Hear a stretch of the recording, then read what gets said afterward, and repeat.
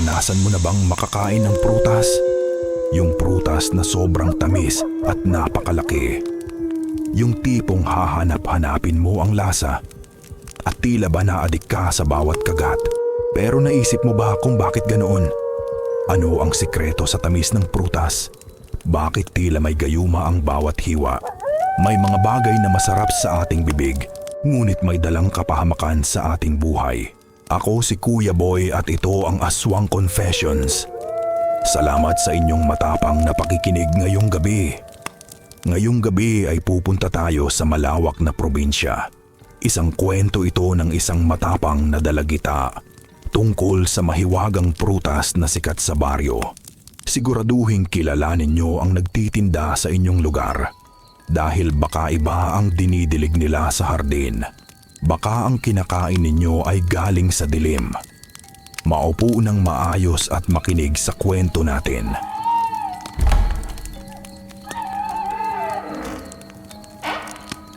Ang pangalan ng ating bida ngayong gabi ay Maya. Isa siyang 17 anyos na dalagitang masayahin. Nakatira siya sa isang tahimik na baryo ngayon. Ang lugar na ito ay napapaligiran ng mga bundok. Sa kanilang lugar ay may isang misteryosong matanda. Ang tawag ng mga tao sa kanya ay Tasing. Araw-araw ay naglalako si Lola Tasing ng prutas. May mga hinog na mangga at malalaking pakwan. Dala-dala niya ang isang napakalaking lumang bilao. Kakaiba ang mga prutas na tinitinda ng matanda. Sobrang lalaki ng mga ito kumpara sa iba. Ang kulay ng mga mangga ay napakatingkad na dilaw at kapag kinain mo ay napakatamis at napakalinamnam. Naaadik ang lahat ng mga taga-baryo rito. Inaabangan talaga si Lola Tasing tuwing umaga doon. Nag-aaway ang mga kapitbahay para lang makabili agad. Kapag hindi sila nakakain, ay parang nagkakasakit sila. Nanginginig ang kanilang mga kamay sa matinding gutom. Kaya mabilis na nauubos ang paninda ng matanda. Kahit ang nanay at tatay ni Maya ay adik, gabi-gabi ay naghahanap sila ng prutas niya. Umiiyak ang mga bata kapag walang dalang mangga. Para silang mga hipnotisadong tao sa isang sumpa. Ngunit si Maya ay napansin ang isang bagay.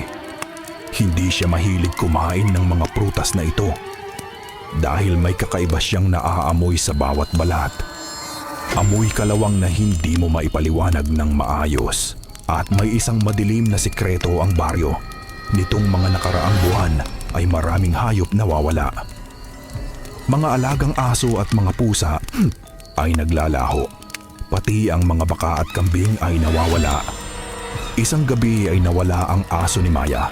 Isang mataba at napakaamong aso na si Tagpi. Umiiyak si Maya habang hinahanap ito sa kalsada. Naririnig ng mga tao ang iyak ng hayop tuwing hating gabi sa malapit sa masukal na gubat. Doon sa dulo kung saan walang pumupuntang tao. Kung nakarating ka na hanggang dito, hinihiling namin na i-click mo ang like button.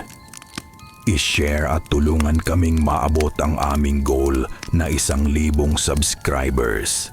Napakalaking bagay ng inyong suporta sa amin at lubos kaming nagpapasalamat sa inyo. Maraming salamat. Isang hapon ay napadpad si Maya malapit doon dahil sa paghahanap sa kanyang nawawalang aso na Tagpi. Doon nakatira si Lola Tasing sa lumang kubo. Nasa pinakamadilim na bahagi ito ng malaking gubat. Napaliligiran ang kanyang bakuran ng napakalawak na hardin. Ang mga puno ng prutas doon ay mayayabong. Napakalaki ng mga pakwan na nakalatag sa lupa. Kulay itim ang mga dahon ng kanyang halaman. Dahan-dahan siyang pumasok sa bakuran ng matanda. Nakaamoy si Maya ng napakabantot at malansang paligid. Amoy pinaghalong nabubulok na karne at sariwang dugo. May mga langaw na pagkalalaki na lumilipad doon. Sumilip si Maya sa likod ng malaking puno. Ang nakita niya ay nagpatayo ng kanyang balahibo. Nakatayo si Lola Tasing sa gitna ng hardin. Hawak-hawak niya ang isang malaking itim balde. Puro pulang likido ang laman ng bit-bit niya. Dugo ito mula sa mga pinapatay na hayop. Nakita ni Maya ang dugo ang bangkay ng hayop. Isang malaking itim na aso ang nakasabit doon. Ito ang kanyang alagang aso na si Tagpi. Sinasalod ng matanda ang tumutulong dugo nito ngayon. Hinihiwa niya ang leeg nito gamit ang patalim. Ibinubuhos niya ang dugo sa ugat ng tanim. Sumisipsip ang mga ugat na parang buhay uod. Gumagalaw ang mga ugat ng pakwan sa lupa. Umiinom sila ng dugo habang may mahinang tunog. Napatakip ng bibig si Maya sa matinding gulat. Hindi niya napigilang maiyak sa sinapit ni Tagpi. Biglang tumingin si Lola Tasing sa pwesto niya. Ang mga mata ng matanda ay naging pula. Ngumiti ang matanda at naglabas ng matatalim ngipin. Aswang pala ang matandang nagpapakain ng dugo doon. Narinig ni Maya ang malakas na huni nito. Isang huni ng malaking ibon sa gabi. Tumakbo ng napakabilis si Maya palayo sa kubo. Naiwan niya ang kanyang mga tsinelas sa putikan. Narinig niya ang garalgal na tawa ng matanda. Gumagapang ang matanda sa lupa na parang hayop. Mabilis ang kanyang galaw sa ilalim ng dilim. Sinasabi nitong siya ang isusunod na pandilig bukas. Umiiyak si Maya habang sumisigaw ng saklolo sa gubat. Muntik na siyang maabutan ng mahahabang kuko nito. Mabilis na nakarating si Maya sa kalsada ng baryo. Tumakbo siya diretso sa bahay ng kanilang kapitan. Kinalampag niya ang pinto nito ng paulit-ulit. Umiiyak niyang isinumbong ang nakita niya sa hardin. Nagising ang mga nagbabantay dahil sa kanyang sigaw. Hindi makapaniwala ang kapitan sa narinig na kwento. Ngunit dahil nanginginig si Maya, ay naniwala ito. Inihanda ng mga nagbabantay ang kanilang mga sulo. Nagdala rin ng mga baril ang ilang kalalakihan. Kinaumagahan ay pinuntahan ng mga pulis ang kubo. Kasama nila si Maya na nanginginig pa rin. Gustong nilang huliin ang masamang matandang aswang. Pero laking gulat ng lahat nang makarating doon. Wala na ang lumang kubo at si Tasing. Maging ang mayayabong na puno ay natuyo na. Kulay abo na ang mga dahon nito ngayon. Mga buto ng hayop ang natira sa lupa. Hinalukay ng mga pulis ang malawak na hardin. Doon nila nakita ang daan-daang mga bungo. Mga bungo ng mga alagang aso at pusa, pati bungo ng mga nawawalang kambing at baka. Ang buong lupa ay amoy nabubulok na bangkay. Umalis na nga ang matanda sa kanilang baryo. Ngunit hindi doon nagtatapos ang nakakatakot na kwento. Kahit wala na si Lola Tasing sa lugar, naging kakaiba ang kilos ng mga suki niya. Hindi mapakali ang mga tao sa buong baryo. Naghahanap sila ng mga prutas tuwing madaling araw para silang mga baliw na umiiyak sa daan.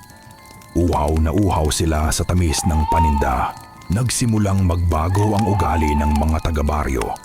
Naging mararahas sila sa kanilang mga sariling pamilya. Palaging nakatitig ang mga suki sa natuyong hardin. Naglalaway ang kanilang bibig habang naglalakad sa daan. Ang kanilang mga mata ay dahan-dahang namumula. Naghahanap ang kanilang katawan ng kakaibang lasa noon. Ang lasa ng prutas na may dinilig na dugo. Walang makain na normal na pagkain ang mga tao. Isinusuka nila ang kanin at ordinaryong mga ulam. Isang gabi ay nagising si Maya dahil sa ingay. Narinig niya ang kaluskos sa kusina ng bahay. Dahan-dahan siyang bumangon para tingnan kung sino. Nakita niya ang kanyang nanay at tatay doon. Nakaluhod sila sa sahig habang madilim ang paligid. May hawak silang isang buhay na manok ngayon. Pinupunit nila ang leeg nito gamit ang ngipin. Inuminom nila ang dugo nito ng walang pigil. Tumingin ang kanyang nanay kay Maya sa dilim. Puno ng balahibo at dugo ang kanyang mukha. Ang mga mata nito ay nanlilisik na parang aswang. Sinasabi nitong kailangan nila ng matamis na likido. Gusto nilang palitan ang lasa ng prutas ni Tasing. Tumakbo pabalik si Maya sa kanyang kwarto ng mabilis. Nilock niya ang pinto habang umiiyak sa takot. Mukhang nahawa na ang mga tao sa sumpa nito. Bakit naglalaway sila sa tuyong lupa ng hardin? Baka naghahanap na sila ng bagong dugong ididilig. O baka naman tao na ang kanilang gustong katayin. Kaya mag-iingat kayo sa mga binibili ninyo. Baka sa lugar ninyo lumipat si Lola Tasing. At magtinda ng prutas na may dugong sangkap. Huwag kayong titikim, baka kayo ay tuluyang maadik at maging katulad ng mga baliw na suuki. Sumpa ang dala ng aswang sa bawat prutas. Salamat sa inyong matapang na pakikinig ngayong gabi. Sana ay ligtas kayo sa inyong mga tahanan.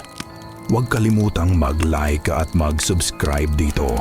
I-click ninyo ang maliit na bell icon para palagi kayong updated sa mga bagong kwento. Laging mag-iingat sa mga binibili ninyong prutas. Ako si Kuya Boy at ito ang Aswang Confessions. Magdasal muna kayo bago matulog sa inyong kama. Baka may naglalako din sa inyong bintana ngayon.